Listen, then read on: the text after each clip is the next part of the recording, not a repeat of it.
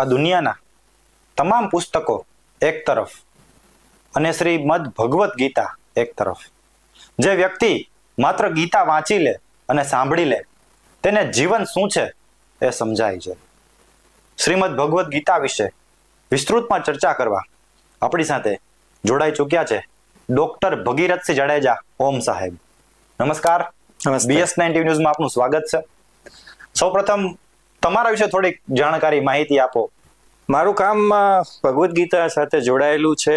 છેલ્લા 15 થી 17 વર્ષથી હું ભગવદ્ ગીતા ઉપર કામ કરી રહ્યો છું અને મારું મેઇન જે કામ છે એ છે કે આજના સમયને અનુરૂપ થઈને ભગવદ્ ગીતાને આપણે કેવી રીતે ઉપયોગમાં લઈ શકીએ. ખાલી વાંચવાનું નહીં, ભગવદ્ ગીતાને જીવનમાં કેવી રીતે ઉતારી શકીએ, આ મારું મેઇન કામ છે.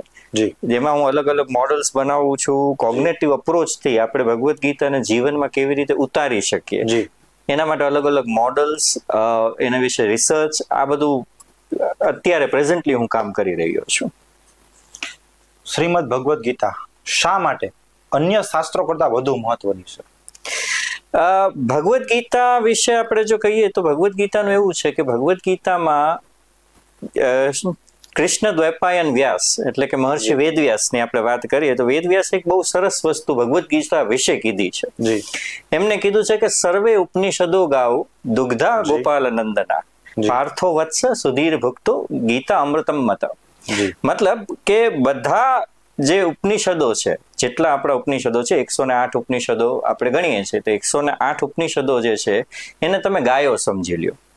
અને એ ગાયો ના જે વાછરડા છે એ અર્જુનને વાછરડો ગણી લ્યો અને એનો ગ્વાલો એટલે કૃષ્ણ. અને આ જે વાછરડાનું જે દૂધ આવે છે, ગાયોનું જે દૂધ જે એ વાછરડું પીવે છે, એ દૂધ એટલે ભગવદ્ ગીતા.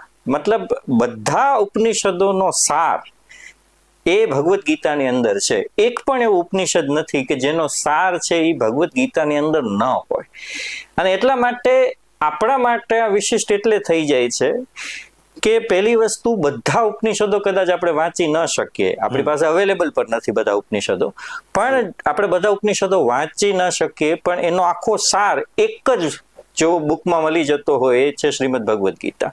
આ પહેલી વસ્તુ છે. બીજા બધા ગ્રંથો કરતા ભગવદ્ ગીતા એટલા માટે અલગ પડી જાય છે કેમ કે કૃષ્ણએ કીધેલું છે, અર્જુને સાંભળેલું છે, અને એ બેની વાત જે સંજય છે એ સાંભળી અને ધૃતરાષ્ટ્રને કહે છે. આ આખા કન્વર્ઝેશનની અંદર આપણા જીવનના દરેક ટોપિકને કનેક્ટ કરતો જે પણ વિષય છે એ બધા વિષયો આ ભગવદ્ ગીતાની અંદર આવી જાય છે. બરોબર. અને મેઇન વસ્તુ એ છે કે બીજા તમે કોઈ પણ ગ્રંથો વાંચો ને તો એ બ્રહ્મથી શરૂ થાય, આધ્યાત્મિકતાથી શરૂ થાય અને એવી બધી વસ્તુઓથી શરૂ થાય જે કદાચ આપણે સાંભળીએ તો આધ્યાત્મિક ભાવથી, ભક્તિ ભાવથી સાંભળવામાં કદાચ મજા આવે, પણ કનેક્ટ કરવું હોય ને તો તકલીફ થઈ જાય. પણ ભગવદ્ ગીતાની શરૂઆત છે એવી જગ્યાએથી થાય છે કે અર્જુન છે એ એકદમ દુઃખી છે કે ભાઈ હું લડી નહીં શકું, એટલે એક એનો જે વિષાદ છે, એની જે એક ડાયલેમા છે, એની એક મૂંઝવણ છે, એ જીવનની મૂંઝવણથી ભગવદ્ ગીતાની શરૂઆત થાય. આજના દરેક યુવાનને એ જ સમસ્યા છે, એને પોતાના ઉપર કોન્ફિડન્સ નથી. તો એના માટે આપણે ગીતામાંથી શું જ્ઞાન લઈ શકીએ કે ભાઈ કોન્ફિડન્સ પોતાનો ડેવલપ થાય? સૌથી પહેલી વસ્તુ તો ભગવદ્ ગીતાની અંદર એ જ છે કે કનેક્શનમાં આપણે જોઈએ તો અર્જુન છે જ્યારે પોતાની મૂંઝવણ કહેવાની શરૂઆત કરે છે ત્યારે પહેલા અધ્યાયની અંદર કૃષ્ણ એક પણ વસ્તુ બોલતા નથી, એ બીજા અધ્યાયથી બોલવાનું શરૂ કરે છે. તો કોન્ફિડન્સ યુવાનોએ આજકાલ જો ડેવલપ કરવો હોય તો ભગવદ્ ગીતાની સૌથી મોટામાં મોટી શીખ જે કૃષ્ણએ આપેલી છે એ પહેલા જે અર્જુન વિષાદ યોગમાં દેખાય છે અને પછી જે કૃષ્ણ સમજાવે છે એની અંદર એક જ આવે છે. પહેલા તો તમારી જે બીક છે, તમારી જે મૂંઝવણ છે, જે વસ્તુમાં તમે નબળા પડો છો, જે વિચારો તમને નડે છે, એનો સ્વીકાર કરો.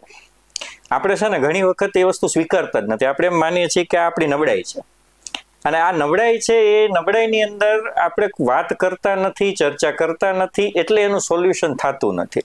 અર્જુને જો પોતાનો વિષાદ કૃષ્ણને કીધો જ ન હોત તો ભગવદ્ ગીતા આવી જ ન હોત. બરોબર છે. એટલે અર્જુને સૌથી પહેલા સ્વીકાર્યું. તો પહેલા પોતાની જે નબળાઈ છે, બીક છે, આ બધાને સ્વીકાર કરો. પછી એવા વ્યક્તિ સુધી પહોંચો કે જે ખરેખર તમને એના વિશે સમજાવી શકે એમ છે. આત્મમંથન જરૂરી છે, સત્સંગ પણ જરૂરી છે. અને કૃષ્ણએ જે વસ્તુ ઉપર કામ કરવાનું કીધું છે, જે આત્મવિશ્વાસને ડેવલપ કરવા માટે એક મોટો પાયો છે, એ છે આપણી વૃત્તિ. જી. એટલે કૃષ્ણ એમ સમજાવે છે કે ભાઈ તમે કર્મ કરો છો એની પાછળ વિચાર હોય, ભાવ હોય, ભાવની પાછળ વિચાર હોય, પણ એ વિચારો ક્યાંથી આવે? તો વૃત્તિમાંથી આવે. તો તમે જો તમારી વૃત્તિ ઉપર કામ કરો, તમારી વૃત્તિ જો એક ક્લિયર હોય, તો આત્મવિશ્વાસ તો બાય પ્રોડક્ટ છે. જી. એટલે એવું છે ને કે ભાઈ આધુનિક યુગમાં જે રીતનું કહે છે કે યુવાનો પોતે પીડાય છે, પોતાની જે ક્ષમતા છે એને પણ નથી સ્વીકારતા અને પોતાની જે ખામી છે એને પણ નથી સ્વીકારતા. એટલે એ જ બાબતમાં એક મારો ગઝલનો શેર છે કે એમ સમજાવું ખુદને પ્યારથી, એમ સમજાવું ખુદને પ્યારથી, પાર્થને સમજાવતો જેમ સારથી. વાહ ભાઈ વાહ. એટલે આધુનિક યુગ છે, આધુનિક સમય છે, ટેકનોલોજી છે, દુનિયા ખૂબ આગળ વધી છે, છતાં પણ આજકાલ લોકોમાં ડિપ્રેશન વધતું જાય છે, લોકો એકલતા વધુ અનુભવે છે. એમ માની લો કે હજારો લોકોની વચ્ચે, પોતાના પરિવારની વચ્ચે, મિત્રોની વચ્ચે પણ ઘણા એવા લોકો હોય છે જેને એકલું મહેસૂસ થાય છે. તો આધુનિક યુગ પ્રમાણે ભગવદ્ ગીતાનું આપણે માળખું સમજવું હોય તો કઈ રીતે સમજી શકીએ? જો આધુનિક યુગ પ્રમાણે છે ને, એક વસ્તુ આપણે સમજવાની ખાસ જરૂર છે કે જ્યારે આપણે ડિપ્રેશનની વાત કરી, એન્ઝાયટીની વાત કરી, એકલતાની વાત કરી, તો એક છે ને એક બહુ કોમન વસ્તુ આપણા સમાજમાં થઈ ગઈ છે અને શબ્દ છે સ્ટ્રોંગ. આપણે જીવનમાં બહુ સ્ટ્રોંગ બનો. સ્ટ્રોંગ બનવાનું આપણે એવી રીતે નક્કી કર્યું છે કે બધું અંદર રાખો, કોઈની સાથે વાતચીત ન કરો, કોઈની સાથે ચર્ચા ન કરો, તમે પોતાને પોતે લડવું, તમે રોવો, તમે પોતાની નબળાઈ કયો, તમે પોતે મૂંઝાવ છો એ કોઈને કયો, એટલે તમને નબળું વ્યક્તિત્વ માનવામાં આવે. અને આ રમત છે ને, આ રમત આપણને ફસાવતી જાય છે. 100% સાચી વાત છે. સૌથી પહેલી વસ્તુ, અર્જુન વિષાદ યુગ જે છે, વિષાદ શબ્દ છે એટલે દુઃખ નહીં. દુઃખ અને વિષાદ અલગ શબ્દો છે. દુઃખ છે ને બધાને આવવાનું છે, તમને, મને, જીવનમાં દરેક વ્યક્તિને દુઃખ આવવાનું. દરિયાના ભળતીની ઓટની જેમ છે કે 15 દિવસ દુઃખ હોય તો 15 દિવસ સુખ પણ આવવાનું છે, આવવાનું છે. એટલે દુઃખ તો આવવાનું છે, પણ દુઃખ અનઅવોઇડેબલ છે. વિષાદ છે ને એ ચોઇસ છે. 100%. એટલે કેવું થયું કે મારી સાથે એક્સિડન્ટ થયું હોય, એ તો દુઃખ આવ્યું, પણ એ એક્સિડન્ટ નો રાગડો હું 6 મહિના સુધી રોય રાખું કે મારી સાથે આવું થયું, મને આમ થયું, આ વિષાદ છે. તમે જેને મૂકવા તૈયાર નથી. બરોબર છે. સેટઅપ ભગવદ્ ગીતાનું એવી રીતે થાય છે. શરૂઆત થાય છે ધૃતરાષ્ટ્રથી, આંધળાથી શરૂઆત થાય છે. ભગવદ્ ગીતા શરૂ આંધળાથી થઈ છે. જી. અને ધૃતરાષ્ટ્ર એમ કે છે સંજયને કે સંજય, મારા પુત્રો અને પાંડુના પુત્રો વચ્ચે શું થાય છે? એટલે મારા પુત્રો, પાંડુના પુત્રો, ડિવિઝન છે. મારા પુત્રો મારા ભત્રીજાઓ નહીં, મારા પુત્રો મારા ભાઈના પુત્રો નહીં, મારા પુત્રો અને પાંડુના પુત્રો, ડિવિઝન થી શરૂઆત થાય છે. એના પછી સંજય બોલવાનું શરૂ કરે છે. જી. અને સૌથી પહેલા આવે છે કે સેનાઓ વિશે કહે છે, કોની કેટલી સેના છે, કેવી રીતે બધા ભેગા થયા છે. પછી દુર્યોધનના ડાયલોગ આવે છે. દુર્યોધન પણ એના પિતાની જેમ જ વાત કરે છે કે આપણી સેના, સામેવાળાની સેના, આપણા આટલા યોદ્ધા, સામેવાળાના આટલા યોદ્ધા, આપણા કઝિન છે, આપણા ભાઈ છે, ભેગા રમીને મોટા થયા છે, એવું કઈ જ નહીં, ડિવિઝન. ઓહો. અને અર્જુન પછી બોલે છે, ને અર્જુન શું કે છે? આ તો મારો પરિવાર છે, આ મારા મોટા બાપુ, આ મારા દાદા, આ મારા ગુરુ, આ મારા ભાઈઓ, આના ઉપર હું હથિયાર કેમ ઉપાડું? આ મારા છે. આ વિભાજન દેખાય છે, ક્લિયર વિભાજન. એક તરફ દુર્યોધન છે, ધૃતરાષ્ટ્ર છે, આંધળો છે, આંધળાનો પુત્ર છે, જી, જે જોઈ શકે છે પણ મનથી એ આંધળો છે. બરોબર છે. અને સામે અર્જુન આવે છે, અર્જુન જે સ્વીકારે છે. અને એના પછી કૃષ્ણ છે એ આખા ઓલામાં બોલતા નથી, અને બોલવાની શરૂઆત કૃષ્ણ કરે છે બીજા અધ્યાયથી. તો એ જો આપણે અત્યારના માળખામાં સમજીએ તો પેલું ભગવદ્ ગીતાનો જે પહેલો અધ્યાય છે એ પ્રોબ્લેમ છે. બાકીના 17 અધ્યાય છે એનું સોલ્યુશન છે. તમને સ્ટ્રક્ચર વાઇઝ કહું તો પહેલું જે અધ્યાય છે એ પ્રોબ્લેમ છે, 17 અધ્યાય બાકીના છે એ સોલ્યુશન છે. પહેલા 6 અધ્યાય કર્મયોગને સમજાવે છે. એટલે કર્મ એટલે શું એને સમજાવતો, આમ તો એક જ અધ્યાય કર્મયોગ છે, પણ આખી કર્મની થિયરી તમારે સમજવી હોય તો પહેલા 6 અધ્યાય એના છે. એના પછીનો 6 અધ્યાય છે એ ભક્તિને સમજાવે છે કે ભક્તિ એટલે શું, અને છેલ્લા 6 અધ્યાય છે એ જ્ઞાનને સમજાવે છે. તો સ્ટ્રક્ચર કેવી રીતે થયું આજના કોન્ટેક્સ્ટમાં આપણે જો પ્રેક્ટિકલ કોન્ટેક્સ્ટમાં સમજીએ તો પેલું પ્રોબ્લેમ આવી ગયું, એના પછી સોલ્યુશન છે. એટલે પહેલા 6 એટલે કર્મ, એટલે તમે જે કરો છો એમાં શું તમારી ભૂલો છે, શું તમારે સમજવાનું છે, એક્શનને સમજવા માટે પહેલા 6 અધ્યાય. એના પછી ભક્તિ એટલે તમારા ભાવને સમજવા કે તમે એક્શન તો સમજી ગયા કે તમારા જીવનમાં જે કરો છો એમાં ક્યાં તમે અટકો છો, કેવી રીતે અટકો છો, એ તો આવી ગયું. એના પછી તમારી પાછળ કયા ઇમોશન્સ રમે છે એ સમજાવવા માટે 6 એ તમારે આવી જાય. એના પછી છેલ્લા 6 અધ્યાયમાં તમને એકચ્યુઅલ જ્ઞાન આપે છે કે હવે આમાં ન ફસાવ એના માટે શું કરવાનું. ત્યાં સુધી તો આવતું જ નથી. જી, એટલે કૃષ્ણ ભગવાનની લીલા તો અપરંપાર છે.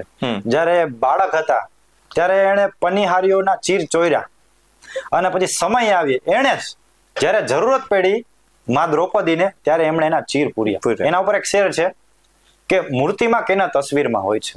માણસ ભગવાનને છે ને મૂર્તિમાં ગોતે છે, કોઈ સ્થાનમાં ગોતે છે, પણ એ કણકણમાં જ છે એવું ગીતામાં લખ્યું છે અને બધાને ખબર છે. તે છતાં કે મૂર્તિમાં કેના તસવીરમાં હોય છે, મૂર્તિમાં કેના તસવીરમાં હોય છે, કૃષ્ણ તો નારીના ચીરમાં હોય છે. વાહ. અને ઝંખનામાં કે પીડામાં હોતો નથી, ભારજે આંખના નીરમાં હોય છે. કીધું કે ભાઈ અર્જુને પોતાની પીડા ભગવાનને રજૂ કરી દીધી એટલે ભગવાને અર્જુન પોતે હળવા થઈ ગયા અને ભગવાન એને સોલ્યુશન આપ્યું. બરાબર. એટલે ભગવદ્ ગીતામાં શ્રી કૃષ્ણનું મહત્વ શું છે? આમ તો બે સિક્કાની બાજુ જ છે કે ભગવદ્ ગીતા બરાબર કૃષ્ણ ભગવાન અને કૃષ્ણ ભગવાન બરાબર ભગવદ્ ગીતા. પણ કૃષ્ણ ભગવાનનું મહત્વ ગીતામાં શું છે એ મારે સમજવું છે. બહુ સરસ પ્રશ્ન છે. આમાં એવું છે કે ઘણી વખત છે ને આજના જમાનામાં હું જયારે ખાસ કરીને યુવાનોને વાત કરતો હોઉં છું ત્યારે એ લોકોને કન્ફ્યુઝન હોય છે. ભગવદ્ ગીતા અને ભાગવત મહાપુરાણ આમાં એ કન્ફ્યુઝ થઈ જાય છે. બધાને એમ જાય સેમ જ છે અને યુવાનોને મોટા ઘણી વાર કન્ફ્યુઝ થઈ જાય છે. તો બે શબ્દ છે ભગવદ અને ભાગવત. ભગવદ એટલે ભગવાન દ્વારા જે બોલવામાં આવ્યું છે એ ભગવદ છે અને ભાગવત મતલબ ભગવાન વિશે જે બોલવામાં આવ્યું છે. દશાવતાર વિશે, ઇનફેક્ટ 24 અવતાર. ભગવાન નારાયણના 24 અવતાર જે છે એ દરેક અવતારનું વર્ણન ભાગવત મહાપુરાણમાં છે. ભગવદ્ ગીતા 700 શ્લોક, ભાગવત મહાપુરાણ 40,000 ઉપર શ્લોક છે એમાં. તો ભગવદ્ ગીતા જેટલી જગ્યાએ તમે વાંચશો તો અર્જુન ઉવાચ છે. અર્જુન વિશે અર્જુનને જયારે કૃષ્ણ વાત કરે છે તો એને પાર્થ કે છે, એને કૌંતેય કે છે, અલગ અલગ કે છે. અર્જુનનો જ્યાં જ્યાં આવ્યો છે અર્જુન ઉવાચ, પાર્થ ઉવાચ એવી રીતે બોલવામાં આવે.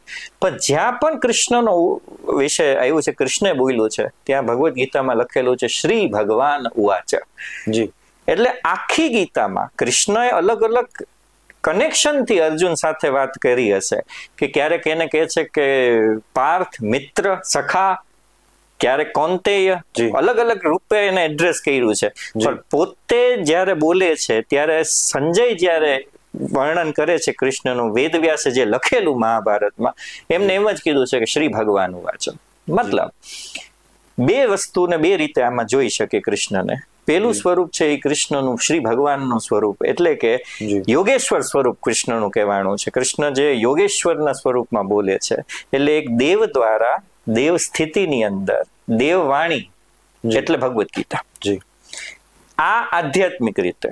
બીજી રીતે જો સામાન્ય રીતે આપણે જોવું હોય, આપણે આજકાલની લાઈફમાં કનેક્ટ થતા, તો કૃષ્ણ છે એ એવું વ્યક્તિત્વ છે કે જેને જીવનના બધા રંગ જોયેલા છે. એવું કંઈ જ નથી જે કૃષ્ણના જીવનમાં ન થયું.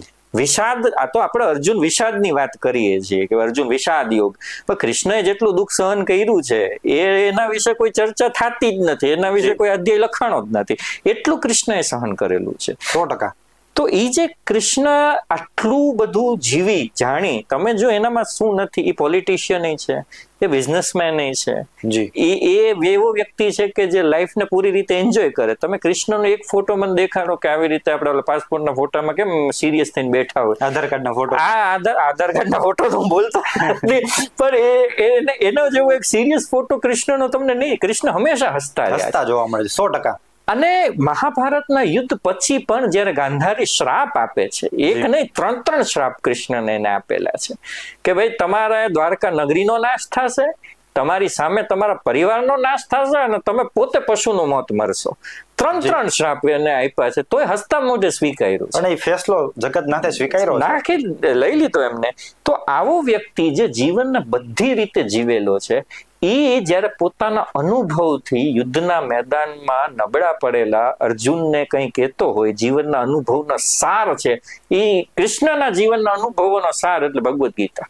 જો તમે સામાન્ય રીતે, એટલે દેવવાણી પણ છે જો તમે આધ્યાત્મિક રીતે જુઓ, ધર્મની રીતે જુઓ તો, અને સામાન્ય રીતે જો તમે જોવા ઈચ્છો, પ્રેક્ટિકલી આજના સમય પ્રમાણે જોવા ઈચ્છતા હો તો કૃષ્ણના જીવનના પૂરા અનુભવનો રસ એટલે ભગવદ્ ગીતા.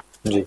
એટલે આજના યુગમાં આપણે જોઈએ, સમજીએ કે કર્મ એટલે શું, આપણું કર્તવ્ય શું છે, કે આપણે શું કરવું જોઈએ, શું ન કરવું જોઈએ, અને સમયનું ચક્ર ફરે છે. આપણે બાળપણથી સાંભળતા આવ્યા છીએ કે તમે જેવું કરશો તમે એવું ભરશો. આજે તમે જે પાપ કર્યું છે એનું કાલ તમને ફળ મળશે, અને આજે તમે જે પુણ્ય કર્યું છે એનું ફળ તમને કાલે મળશે. તો સમયનું ચક્ર જે ફરે છે એ દરમિયાન આપણું કર્મ શું હોવું જોઈએ, આપણું કર્તવ્ય શું હોવું જોઈએ? કર્મની જે કદાચ થિયરી છે, ઇનફેક્ટ ભગવદ્ ગીતાના લીધે જ કર્મ શબ્દ છે એ પ્રચલિત થયો છે. અને ઇનફેક્ટ આખી દુનિયામાં, ઇવન વેસ્ટર્ન કલ્ચરની અંદર કર્મ કરીને એ શબ્દ પહોંચી ગયો છે. અને જેમ તમે કીધું કે ભાઈ આજે આપણે જે સમજીએ છીએ કે તમે સારું કરો તો તમારી સાથે સારું થાય, અને તમે જો ખરાબ કરો તો તમારી સાથે ખરાબ થવાનું છે, તમારું પાપ અને પુણ્ય. પણ કર્મની થિયરી જે ભગવદ્ ગીતાની અંદર સમજાવવામાં આવી છે, જે લેવલે કૃષ્ણ વાત કરી રહ્યા છે, એ લેવલે જો આપણે સમજીએ તો એટલું સહેલું નથી જેટલું આપણે કહીએ છીએ. હવે હું સારું કરીશ તો મારી સાથે સારું થાય, અને ખરાબ કરીશ તો મારી સાથે ખરાબ થાય. પણ આ વસ્તુ જો આપણે સમજવા જઈએ તો સારું અને ખરાબ નક્કી કોણ કરશે? જી, મારા માટે સારું છે એ તમારા માટે ખરાબ હોઈ શકે, તમારા માટે સારું છે એ મારા માટે ખરાબ હોઈ શકે. નક્કી કોણ કરશે? જી. તો કૃષ્ણ છે એને કર્મને કેવી રીતે સમજાવ્યું છે? કૃષ્ણ પહેલી વસ્તુ એ કીધી છે કે સૌથી પહેલું, કર્મથી કોઈ બચી નહીં શકે. આ સમજીને ચાલો, તમે એવા ચક્રની અંદર એન્ટર થયેલા છો કે જે ચક્રમાંથી સ્વયં નારાયણ પોતે નથી બચી શક્યા. જી. જેમ કે રામ અવતારની અંદર એમને વાલીને જે વધ કર્યું હતું ભગવાન નારાયણ, જાડવાની પાછળ રહી અને એમને વાલીનું વધ કરેલું, તો કૃષ્ણ અવતારની અંદર એ જ કર્મનું ચક્ર એમને પૂરું કરવું પડ્યું કે જ્યારે છેલ્લે એમને જ્યારે પોતાનો દેહ છોડવાનો હતો ત્યારે પારધી એ વાલીનો જ પુનરઅવતાર પારધી, અને એને મારે છે ત્યારે કૃષ્ણ કહે, પારધી રોવે છે કે મારાથી આ શું થઈ ગયું, એટલે ત્યારે કૃષ્ણ જ કહે છે કે ભાઈ મારે પૂરું કરવાનું હતું, ગયા જન્મમાં મેં તને કર્યું હતું, એટલે આ જન્મમાં તારે મને કરવાનું હતું. તો પોતે નારાયણ છે તોય આ ચક્રથી બહાર નથી. જી. ઇવન જે વાલી અને સુગ્રીવનો જ આપણે કિસ્સો લઈએ તો વાલી જે છે એ જે સૂર્ય ને ઇન્દ્ર નો જે કનેક્શન આવે છે, વાલી અને સુગ્રીવના જે કનેક્શનમાં છે, તો સૂર્યના પુત્રનો સાથ આપી અને ઇન્દ્રના પુત્રને રામ અવતારમાં કૃષ્ણ મારે છે. જી. વાલી છે ઇન્દ્ર અને સુગ્રીવ છે સૂર્ય. જી. અને એને બેલેન્સ કરવા માટે જ્યારે એ કૃષ્ણ અવતારમાં આવે છે ત્યારે ઇન્દ્રના પુત્રનો સાથ દઈને સૂર્યના પુત્ર કર્ણને મારે છે. એટલે કર્મનું ચક્ર કૃષ્ણ પણ એમાંથી બાદ નથી આવતા. તો પહેલી વસ્તુ જે કર્મ વિશે કૃષ્ણ સમજાવે છે એ છે કે કર્મનું ચક્ર છે એમાંથી કોઈ બચી શકશે નહીં, અને કર્મ તમારે કરવું જ પડશે. જી. સંન્યાસ યોગ જે છે એની અંદર કૃષ્ણ કહે છે કે બે વસ્તુ છે, કર્મ સંન્યાસ અને કર્મયોગ. પણ કર્મયોગ કર્મ સંન્યાસ કરતા શ્રેષ્ઠ છે. જી. એ કૃષ્ણ પોતે કહે છે. હવે કર્મ એટલે શું, ત્યાં આવીને પેલા ઉભું રહી જાય. આપણે આજકાલ જે થિયરી આપણે સમજીએ છીએ કર્મની, બધા આટલી બધી વાતો, હું તો ઘણી વસ્તુ જોઉં છું, સોશિયલ મીડિયામાં પણ જોઉં છું, અને ઘણી વખત આટલી વખત ભગવદ્ ગીતા વાંચ્યા ને એના પર રિસર્ચ કર્યા પછી મને એટલું સમજાય, કેટલીક વસ્તુઓ જોઉં કે કૃષ્ણ ગીતામાં આવું કીધું, કૃષ્ણ વિચારતા હશે મેં આવું કે દિવસે કીધું ભગવદ્ ગીતાની અંદર. એટલે એવી થિયરી નીકળી ગઈ છે. પણ કર્મ એટલે કૃષ્ણ કહે છે કર્મ એટલે તમે જે કરો છો એ એક્શન નહીં, એક્શન તો રિઝલ્ટ છે. જી. કર્મ એટલે તમે જે કરો છો એની પાછળનો ભાવ શું છે તમારો, તમે જે કરો એની પાછળનું રીઝન શું છે, તમે શેના માટે કરો છો, તમારો હેતુ શું છે, હેતુ શું છે, નિર્દોષ ભાવ હોવો જોઈએ. હા. હવે એને જ રામકૃષ્ણ પરમહંસે એમના ગોસ્પેલ ઓફ રામકૃષ્ણ તમે વાંચો, રામકૃષ્ણ પરમહંસે બહુ સારી રીતે એને સમજાવ્યું છે. એમને એક બહુ સરસ એક્ઝામ્પલ આપ્યું કે બે યુવાનો હતા, અને એ યુવાનો છે એ સોમથી શુક્ર પૈસા કમાય અને શનિ રવિ છે છોકરીઓ પાછળ પૈસા ઉડાડી દેતા. આ એમનું રૂટીન હતું.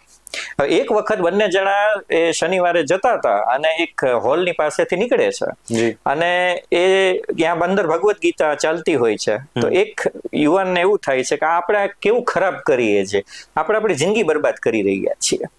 તો એ શું કહે છે કે હવે હું આમાં નહીં આવું, મારા કોઈ છોકરીઓ પાછળ પૈસા નથી ઉડાડવા, હું મારા જીવન સુધારવા ઈચ્છું છું. એટલે એ વયો જાય છે અંદર હોલમાં. બીજો કે ના ભાઈ હું તો જલસા કરીશ, એક જ જીવન મળ્યું જીવી લ્યો. એ વયો જાય છે.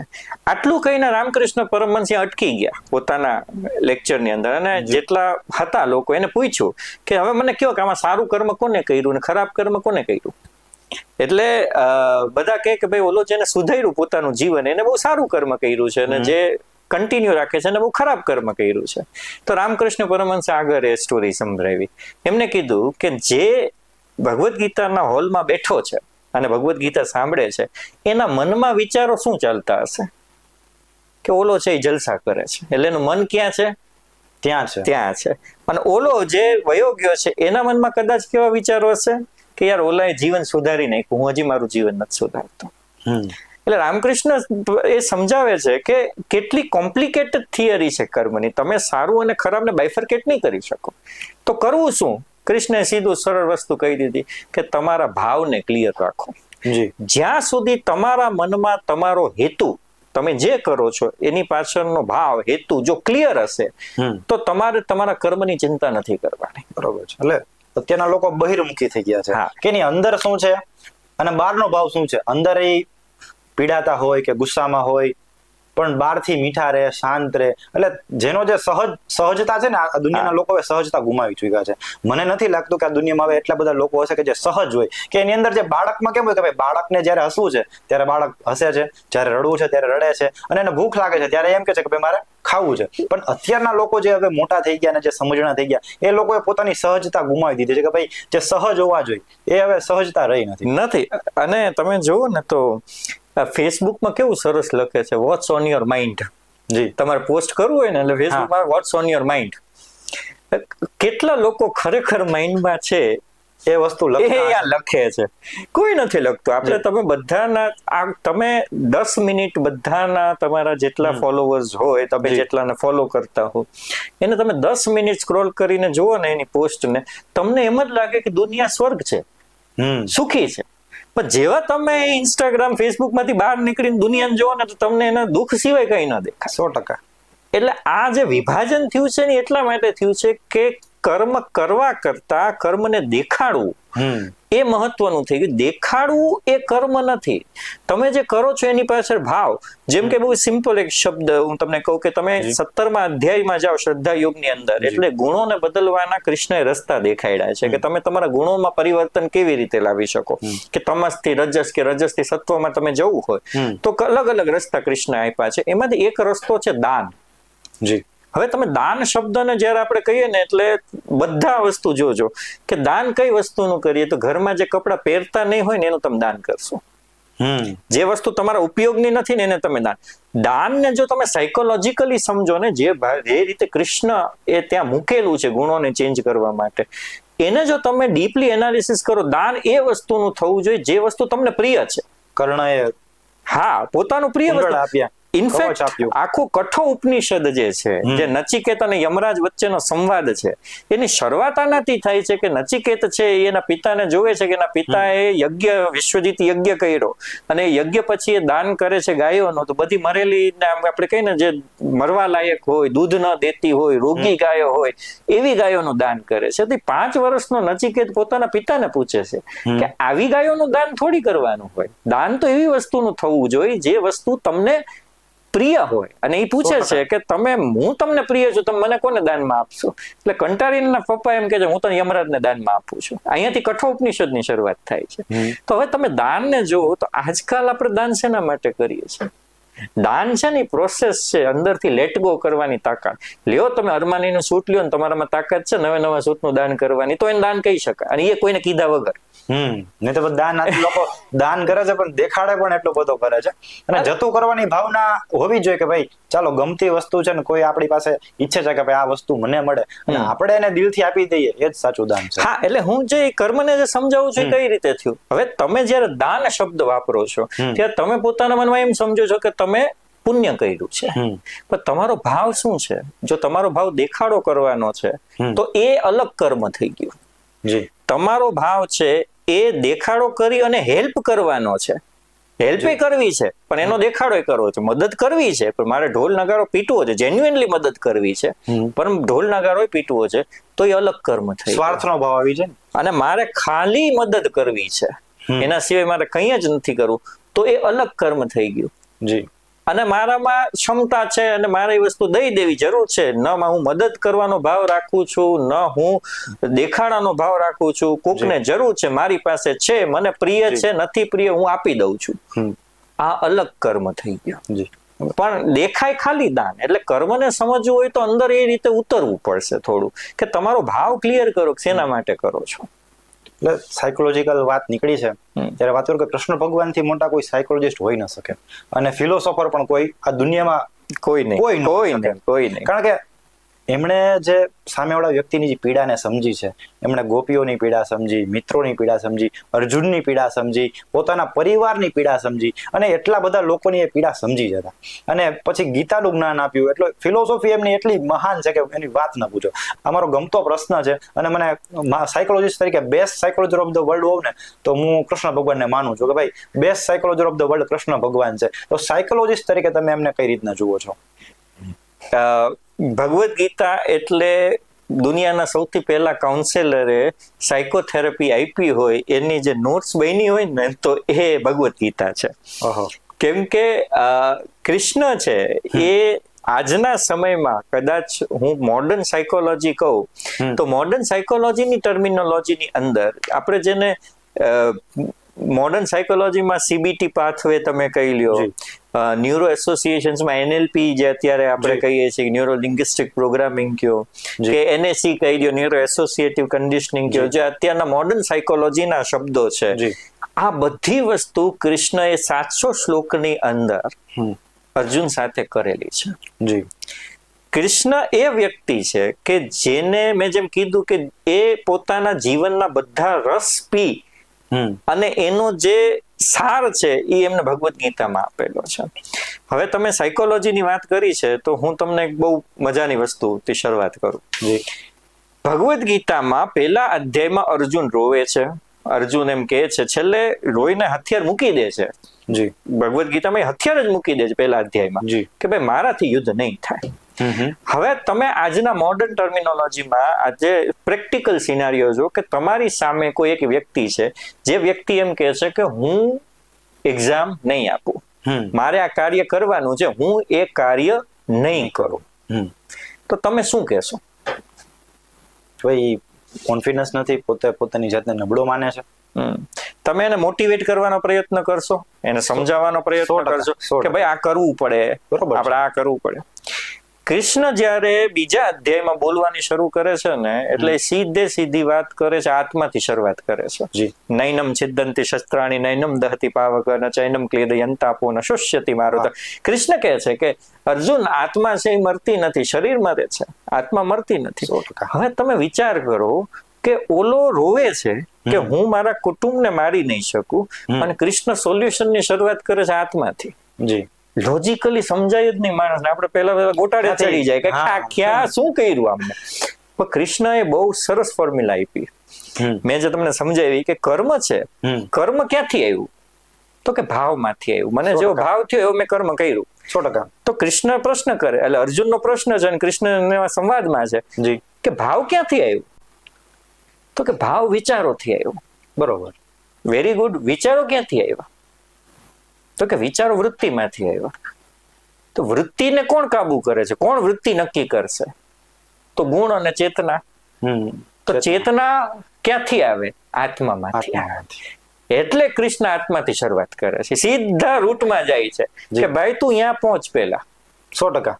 તું તારી આત્માથી ચેતનાને કંટ્રોલ કરી લઈશ તો ચેતના ગુણોને બદલી નાખશે, ગુણો અને ચેતનાથી વૃત્તિ બદલાઈ જશે, વૃત્તિથી તારા વિચારો બદલાઈ જશે, ને વિચારોથી તારો ભાવ બદલાઈ જશે, ને ભાવથી તારું કર્મ બદલાઈ જશે.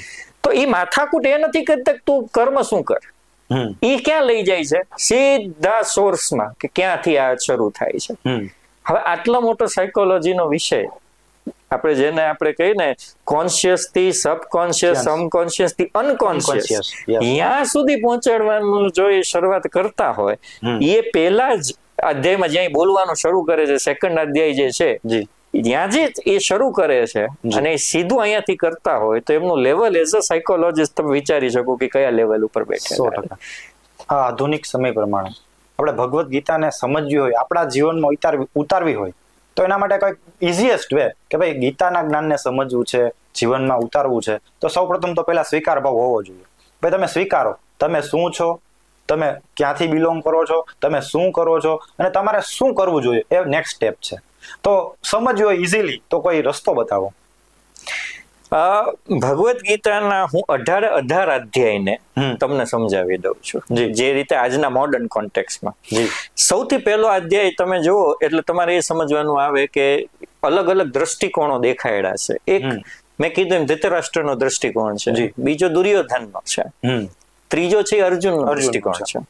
એટલે ત્યાંથી શરૂઆત થાય છે. એટલે સૌથી પહેલો સ્ટેપ જીવનનું તમારે ભગવદ્ ગીતા એપ્લાય કરવી છે. સૌથી પહેલું સ્ટેપ જોતા શીખો, આંખો ખોલો, દર્શન કરો, જોવો, તમારો દ્રષ્ટિકોણ બદલો. જેવો તમારો દ્રષ્ટિકોણ એવી તમારી જિંદગી. 100%. જેવું વિચારો એવું જેવું વિચારો, વિચાર પછી આવશે. પહેલા તમે જેવું જોવો છો જોવાથી શરૂઆત કરો. હવે તમે જેવી આંખો ખોલશો એટલે બીજા અધ્યાયની શરૂઆત થાય. જોવાનું શરૂ કરો એટલે તમને દ્રષ્ટિકોણ પકડાય. એટલે ત્યાંથી શરૂઆત શું થાય, તમે જે જોશો ને એનું તમે એનાલિસિસ કરશો કે આ સારું છે, ખરાબ છે, સાચું છે, ખોટું છે. આપણું મગજ છે ને, બ્રેઇન કોઈ દિવસ વિચાર્યા વગર રહેતું જ નથી. તમે સામે કોઈ વ્યક્તિને જોવો ને તો તમને દેખાય કે આ જાડો છે, પાતળો છે, સારો છે, જજમેન્ટ તરત એનાલિસિસ આવી જાય. એટલે જોવાથી એનાલિસિસ થાય. એનાલિસિસ તમે કરવાની શરૂઆત કરશો ને એટલે તમને સમજાશે કે બધું તમારા હાથમાં નથી. તમે ગમે એટલી કોશિશ કરી લેશો, કંટ્રોલ કરવાની ગમે એટલી ટ્રાય કરી લેશો, જીવનની બધી વસ્તુઓ તમારા હાથમાં નથી. નિયતિ નક્કી હોય છે. નક્કી હોય છે. ઘણા બધા ફેક્ટર્સ કામ કરે છે. તો શું કરવાનું? સૌથી પહેલું તમે તમારા હાથમાં જે છે એને 100% ડેડિકેશન સાથે કરો. કર્મયોગ 100%. હવે 100% ડેડિકેશન સાથે કરો એટલે કર્મમાં 3 ફેક્ટર કૃષ્ણએ આપી દીધા કે કર્મ છે, વિકર્મ છે, અકર્મ છે. કર્મ એટલે તમે પોતાના ભાવ સાથે વિચારીને જે કરો છો એ.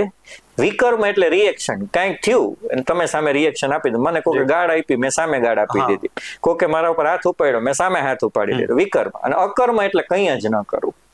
એટલે કૃષ્ણ એમ કહે છે કે જ્ઞાની કોને કહેવાય? જે વિકર્મ પહેલા તો કરે ને, એટલે રિએક્શન તો આપવાના જ નથી જીવનમાં. કર્મ અને અકર્મ રહ્યા તો કર્મમાં અકર્મ, અકર્મમાં કર્મ જે સમજે ને પાર્થ એ જ્ઞાની છે. એટલે શું કે ક્યાં શું કરવું, ક્યાં શું ન કરવું, ક્યાં અટકવું, એ જેને સમજાઈ જાય એ જ્ઞાની. તો હવે આ સમજ કેવી રીતે આવે? તો કૃષ્ણ એમ કીધું કે જ્યારે તમે એક એવી અવસ્થામાં આવી જાઓ, સંન્યાસ અવસ્થા. સંન્યાસ એટલે છોડવું નહીં, સમન્યાસ એટલે એનો અર્થ એ થાય છે કે જ્યાં સુખ અને દુઃખ સમાન અવસ્થા થયા. તમે જેટલા ખુશ થાવ છો એને પૂરી રીતે જીવી લ્યો છો, ખુશીના આનંદ માણી લ્યો છો, છોડી દો છો. તમે દુઃખી થયા, રોઈ લીધું, રાડો કરી દીધો, જવા દીધું, પકડી નથી રાખતા. એ અવસ્થામાં તમે આવી જશો ને એટલે તમને સમજાઈ જશે ક્યારે શું કરવું, ન કરવું, ક્યાં અટકવું. 100%. તો પ્રશ્ન આવે કે ઈ કેવી રીતે કરવું? તો કૃષ્ણ કહે છે પોતાની ઇન્દ્રિયોને કાબુમાં લ્યો. તો ઇન્દ્રિયોને કાબુમાં કેવી રીતે લેવી? તો એમને કીધું અષ્ટાંગ યોગ અને ધ્યાન કરો. અષ્ટાંગ અને ધ્યાનથી તમને ખબર પડશે. તો અષ્ટાંગ યોગ અને ધ્યાન કરવાથી શું થશે? તમારું મન તો શાંત થઈ જશે. તમારું મન જેમ જેમ શાંત થશે તો શું થશે? તમારું મન જેવી રીતે શાંત થશે એટલે તમને એ ખબર પડશે કે તમે જે કંઈ પણ કરો છો એની પાછળનો બેઝ ઇમોશન, મૂળ ભાવ શું છે. તમે બધું કરો છો એ પ્રેમથી કરો છો કે બીકથી કરો છો? આ બે જ ભાવના છે. કા બધું કરો છો એની પાછળ પ્રેમ હશે, કા બધું કરો છો એની પાછળ બીક હશે. તો આ એક વખત તમને ભાવ ખબર પડી ગયો તો જેના હાથમાં એ ભાવ એ રાજા, રાજગુહ્ય યોગ જે છે એ રાજા. એનાથી થશે શું? જેવું તમને તમારો બેઝ ઇમોશન સમજાઈ જશે, તમારો દુનિયાને જોવાનો દ્રષ્ટિકોણ બદલાઈ જશે. જ્યારે એ દૃષ્ટિકોણ બદલાઈ જાય એટલે તમને સર્વસ્વ ઈશ્વર છે અને એનો જે આપણી ઉપરની શક્તિ છે એનો ભાવ તમને સમજાવવા લાગશે, વિશ્વરૂપ દર્શનમાં આવે. અને જ્યારે એ અનુભૂતિ આવે ત્યારે એક વસ્તુ સમજાઈ જાય કે જીવનમાં ઘણી વસ્તુ કરી શકશું, ઘણી વસ્તુ સમજી શકશું, ઘણી વસ્તુ અનુભવી શકશું, પણ ઘણું એવું છે કે જે ના કરી શકશું, ન સમજી શકશું, ન અનુભવી શકશું. એ જ્યારે ભાવ આવી જાય ત્યારે તમે સરેન્ડર કરી દો કે ભાઈ હવે મને નહીં સમજાય. ત્યાંથી ભક્તિની શરૂઆત થાય. ભક્તિ તમારે આવી કે તમે સરેન્ડર કરી દીધું એટલે જીવન તમને અલગ રીતે દેખાશે. તો જીવનમાં તમને એક વસ્તુ સમજાવવા લાગશે કે 4 વસ્તુઓ છે, હું, તું, મારું અને તમારું. ક્ષેત્ર નક્કી કરી લ્યો. હું અને તું છે ને એ સંબંધ છે. જ્યારે હું અને તું જોડાય ત્યારે સંબંધ થાય, અને મારું અને તમારું જ્યારે જોડાય ત્યારે વ્યવહાર થાય. એટલે કૃષ્ણ કહે છે પ્રોબ્લેમ વ્યવહારમાં છે, સંબંધમાં નથી. એટલે અલગ કરતા શીખો જીવનમાં. વ્યવહારના લીધે સંબંધ બગાડોમાં. આજે પૈસાનું ડીલિંગ થયું, તમે મને પૈસા આપ્યા, મેં તમને પાછા ન આપ્યા, વ્યવહાર થયો, પણ અસર ક્યાં કરી દઈએ છીએ? સંબંધ ઉપર. કૃષ્ણ કહે છે બેને વિભાજન કરો, પહેલા સમજી લો વ્યવહાર શું છે, સંબંધ શું છે. હવે એ સમજ ક્યાંથી આવશે? તો કે 3 ગુણો કામ કરે છે. ઘણી વખત સમજાઈ જાય પણ કરાય નહીં. એટલે કૃષ્ણ ગુણોને સમજાવે છે કે 3 ગુણ છે, સત્વ, રજસ, તમસ. જેટલું તમે સત્વમાં હશો એટલું તમે બધું કરી શકશો. જેટલું રજસ અને તમસમાં હશો એટલું વસ્તુઓ તમારા કાબુમાં નહીં આવે. તો આ જેને ફોલો કરે એ શું કહેવાય? ઈ પુરુષોત્તમ કહેવાય. પુરુષોત્તમ. તો આ જેટલું તમારામાં સત્વ ગુણ વધારે હશે એટલી તમારી દેવ વૃત્તિ આવશે. જેટલું તમારામાં રજસ અને તમસ વધારે હશે એટલું તમારામાં આસુરી વૃત્તિ આવશે. તો ગુણોને બદલવા કેવી રીતે? તો એના માટે 5 રસ્તા એમને દેખાડી દીધા. કે સૌથી પહેલા યજ્ઞ. યજ્ઞ એટલે આપણે હવન કરી છીએ, ખાલી એ યજ્ઞ નહીં. યજ્ઞ એટલે એક્સચેન્જ. તમે સ્વાહા કરો અને તમને તથાસ્તુ મળે. એટલે હું કંઈક આપું છું અને મને સામે કંઈક મળે છે. આ યજ્ઞ થઈ ગયો. તો આપણે જેટલા એક્સચેન્જ કરી, રિલેશનશિપ યજ્ઞ છે, બિઝનેસ યજ્ઞ છે, નોકરી છે યજ્ઞ છે, સ્ટડી છે યજ્ઞ છે, બધું યજ્ઞ છે. તો તમે કેવો યજ્ઞ કરો છો? બીજું આવે તપસ્યા. તપસ્યા એટલે તમે કોન્સ્ટન્ટલી કઈ વસ્તુઓ કરો છો, સતત કેવા વિચારો કરો છો, સતત કેવા લોકો સાથે વાત કરો, સતત પોતાના વિશે શું બોલો છો, સતત તમારા સપનાઓ શું છે, એ તમારી તપસ્યા છે. ખોટું બોલવું એ તપસ્યા છે, સાચું બોલવું એ તપસ્યા છે. જે તમે કરો છો એ તપસ્યા છે. તો યજ્ઞ, તપસ્યા, અન્ન. અન્ન એટલે તમે શું જમો છો. જેટલું સાત્વિક ભોજન એટલું તમારા માટે સારું. 100%. ખાલી ભોજન નહીં, તમે ક્યારે જમો છો, કોની સાથે જમો છો, કયા ભાવ સાથે જમો છો. 100%. આ બધું તમારા ગુણોને અફેક્ટ કરે. ચોથું છે દાન, જેના વિશે આપણે હમણાં જ વાત કરી કે દાન એટલે છોડી દેવાની ભાવના.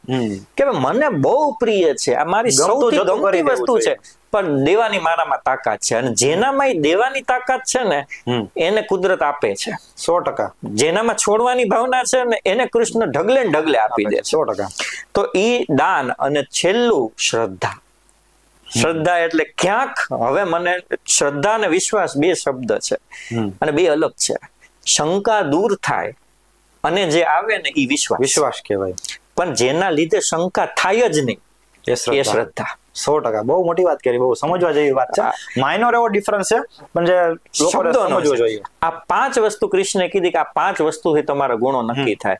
અને જ્યારે તમે આ પોતાના ગુણોને સમજી જાઓ અને એને કાબુમાં કરો અને તમારો મોહ છે એને જો તમે કાપી નાખો છો અને મોહમાંથી તમે મુક્ત થઈ જાઓ છો એટલે મોક્ષ. મોહનો ક્ષય એટલે મોક્ષ. 100%. આ પહેલા અધ્યાયથી 18મા અધ્યાયની આખી જર્ની જે કૃષ્ણએ આપેલી છે. વાહ. સંપૂર્ણ શ્રીમદ ભગવદ્ ગીતામાંથી તમારો કોઈ ગમતો એક શ્લોક કે જે તમને અતિ પ્રિય છે જેમાંથી ઘણું બધું સમજવા મળે છે? આમ તો આખી ગીતામાંથી દરેક શબ્દમાંથી સમજવાનું છે, જીવનમાં ઉતારવાનું છે, પણ તમારો ગમતો કોઈ શ્લોક? આમ તો ઘણા બધા છે, પણ મને જે અતિ પ્રિય શ્લોક છે એ છે જે એક નાનકડું આખા શ્લોકનો ભાગ છે જે કૃષ્ણ કહે છે યોગ કર્મેશુ કૌશલમ.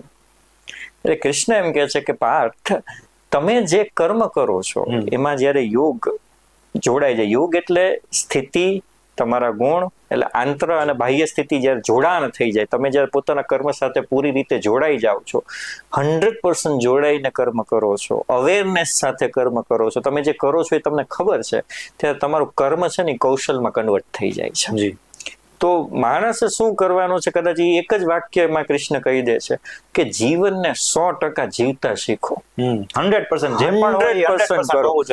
તમે જે કરો ને છાતી ઠોકીને એની જવાબદારી લઈને કરો.